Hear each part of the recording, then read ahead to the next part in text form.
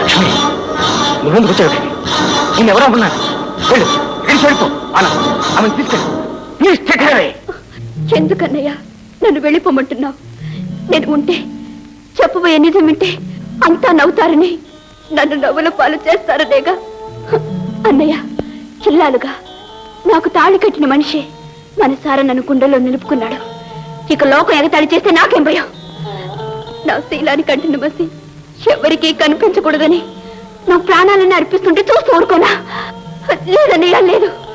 నిన్ను రక్షించుకోవటానికి ప్రపంచం అంతా మారం రోగేటట్టు నీకు నిర్భయంగా చెప్తాను. చెప్పడం నీకు తప్పనిపిస్తే ఏ శిక్ష అయినా నాకు, కానీ నిన్ను మాత్రం నేను రక్షించుకు తీరుతాను.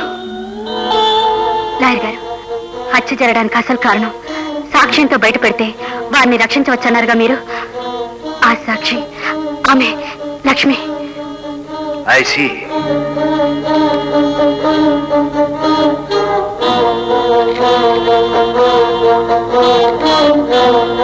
పురాణా, ఈ కేసు అంతటికీ అతి ముఖ్యమైన ఈ సాక్షిని విచారించడానికి అనుమతి ఇవ్వవలసిందిగా కోర్టు వారిని కోరుతున్నాను. Yes, proceed. చూడమ్మా, మోహన్ హత్య జరిగిన రోజున ఏం జరిగిందో వివరంగా చెప్పమ్మా. ఆ రోజు శుక్రవారం. ప్రతి శుక్రవారం మా ఇంటి దగ్గర ఉన్న అమ్మవారి గుడికి వెళ్ళటం నాకు అలవాటు. ఆ రోజు దైవ దర్శనం చేసుకుని ఒంటరిగా వచ్చే నన్ను మోహన్ అతని స్నేహితుడు భాస్కర్ బలవంతంగా నన్ను పట్టుకొని కారులో ఏదో ఒక ఇంటికి తీసుకుపోయారు.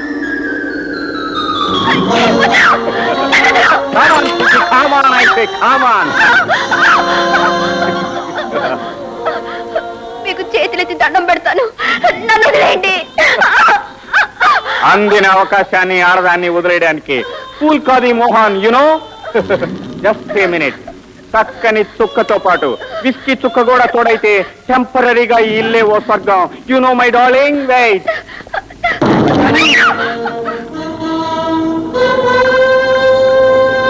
చాలా అందాలతో సరదాలు చేశాం మేము, కానీ మనిషిని మనసుని రెచ్చగొట్టే నీలాంటి బ్యూటీని చేయటం ఇదే మొదటిసారి. పోనీ నేను చేస్తాను, బెంగపడకు బ్రదర్. ఫస్ట్ ఛాన్స్ ఎప్పుడు ఫ్రెండ్ కే త్యాగం చేస్తాడు భాస్కర్. భాస్కర్, నిన్ను డిసప్పాయింట్ చేస్తే సారీ. ఈమె విషయంలో ఫస్ట్ అండ్ లాస్ట్ నేనే, ఎవరికి వాటా లేదు. యునో మోహన్, పట్టుకొచ్చిన ప్రతి సమంగా పంచుకోవడం మన అలవాటు. ఈ ఒక్కసారికి అది చెడ్డ అలవాటు అంటాను. నిన్ను కాసేపు బయటికి వెళ్ళమంటాను. మోహన్, కథని ఇలా అర్థం చెప్పకు. నాకు ఒళ్ళు మండితే ఆర్పేయగలను. యూనో, నా సొమ్ము తింటూ బ్రతికేవాడివి. నే పారేస్తేనే ఏరుకోవాలి. ఎక్కువగా వాగితే నేనేం చేస్తానో తెలుసా? అందాక వస్తే పిచ్చి వెధవా. ఆఫ్టర్ ఆల్ ఒక ఆడదాని కోసం మన స్నేహం మీదే కత్తులు చూస్తావా? ఏం చేస్తావు చూద్దామని జోక్ చేశాను, అంతే. అంతే కదా.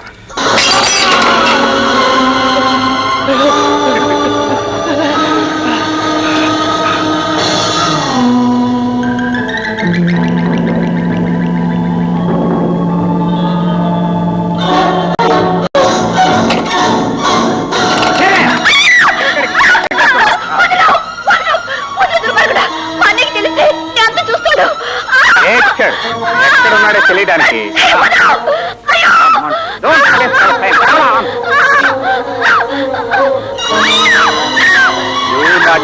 What a busy or come on my face.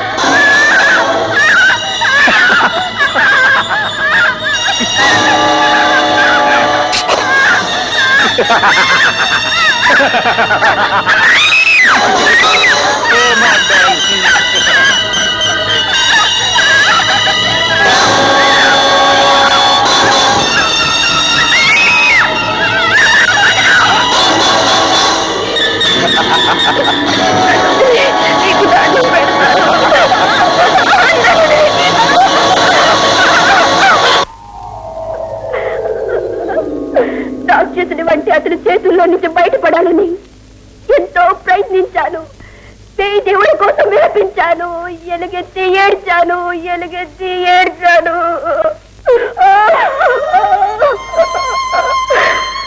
కానీ కన్న పిల్లని రక్షించడానికి ఏ దేవో ఏ మనిషి కూడా రాలేదు. నా మానవం మంట కలిసింది, నాకు స్పృహ తప్పింది, జ్ఞాపకం కోల్పోయి మట్టి బొమ్మలా మిగిలింది. నాకు నిన్ననే ఒక్కసారిగా అంతా గుర్తుకొచ్చింది. మా అన్నయ్య అతడిని చంపి ఉండొచ్చు. అయితే నాది ఒకటే ప్రశ్న, ఇక్కడ ఉన్న మీ అందరికీ కూడా ప్రేమించి అక్కలు ఉండొచ్చు, పూలాంటి చెల్లెళ్ళు ఉండొచ్చు. వారిని దారుణంగా ఒక మనిషి నాశనం చేస్తే మీరేం చేసేవారు? మనిషిగా, రక్త సంబంధం గలవాడిగా, మగవాడిగా మీరు మా అన్నయ్య చేసిన పని చేసేవారు కాదంటారా? చెప్పండి, చెప్పండి, చెప్పండి.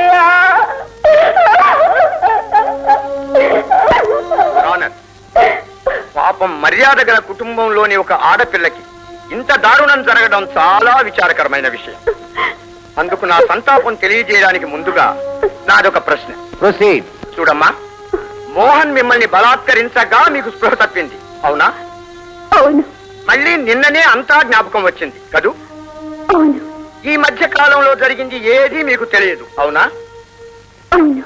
అంటే మోహన్ హత్య చేయబడడం కూడా మీకు తెలియదు, అవునా? అవును. మోహన్ మిమ్మల్ని బలాత్కరించినట్టుగా సాక్ష్యం ఏదైనా ఉందా? సాక్ష్యమా? ఉండాలి. ఒకే ఒక మనిషి. ఆ రోజు మోహన్తో ఉన్న భాస్కర్కి నిజమెంతా తెలుసు. కానీ కానీ మోహన్ కొట్టిన దెబ్బకి అతను మరణించాడు. నేను బ్రతికే ఉన్నాను.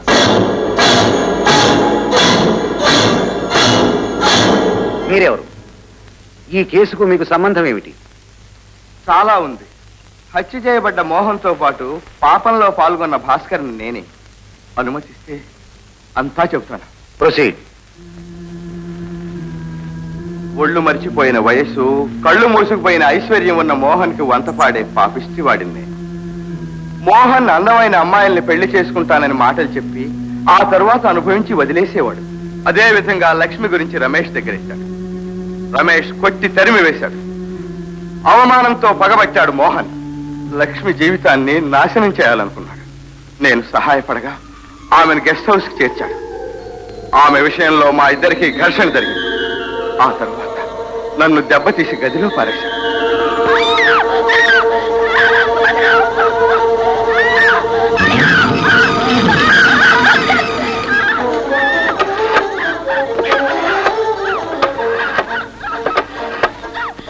డాక్టర్ రమేషా? డాక్టర్, మీ చెల్లెలు లక్ష్మి ప్రమాదంలో ఉంది. ఊరి బయట మోహన్ గెస్ట్ హౌస్ లో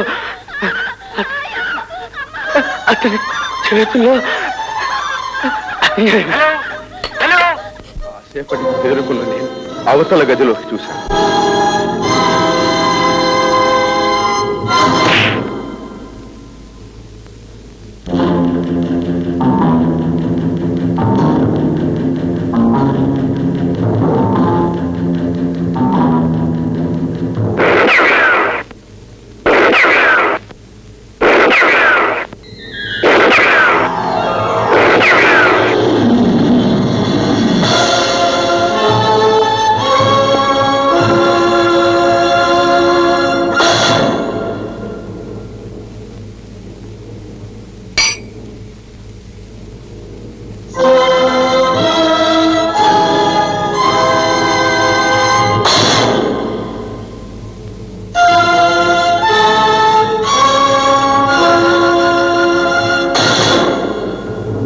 జ్ఞానం లేక ఏమీ తెలియని సమయంలో లక్ష్మి హత్య చేసింది.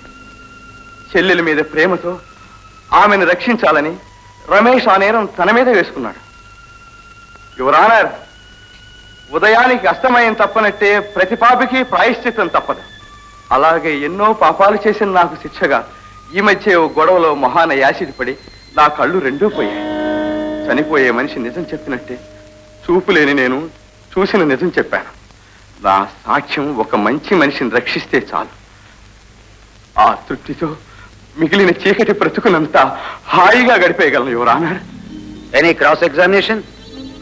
No your honour.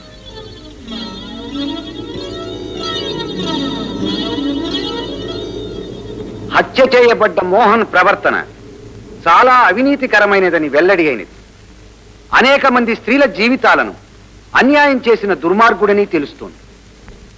లక్ష్మిని కూడా బలవంతాన తీసుకువెళ్లి మానభంగం చేసినట్టు విసిదమవుతోంది.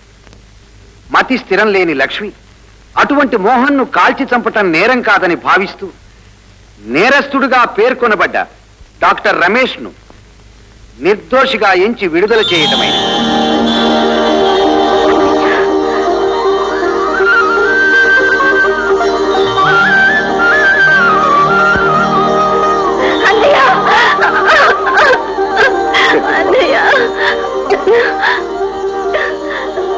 Doctor thank you.